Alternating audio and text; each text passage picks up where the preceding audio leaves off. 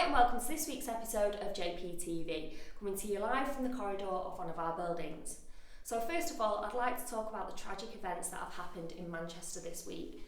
And we'd like to send out our deepest sympathies to those parents and indeed those individuals who lost loved ones in the bomb blast.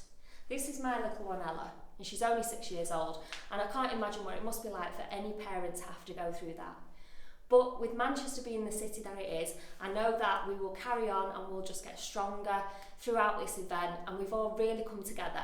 A few members of my team did pop over to the hotel across the road to see if there was anything that they could do in regards to the children that were there without parents. This week, I'd like to talk to landlords and vendors about the security of your buildings, and in regards to your keys and how you should always keep a note of where they are.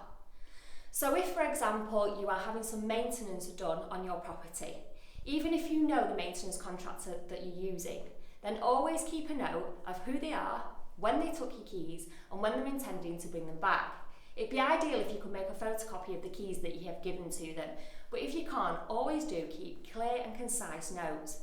There may be an incident that happens, for example, a maintenance contractor may leave the keys in the van may get broken into, and they may not remember whether or not they had the keys in there. But if you keep clear and concise notes, then you will know where your keys are at all times. And likewise, when the keys are brought back to you, then again make a note of when they were brought back, what time you received them, and who they were brought back from. You need to ensure that you do this for the safety of your property and your tenants at all times. Because if your keys are misplaced, it could be a case that you have to forfeit the cost of changing all the locks.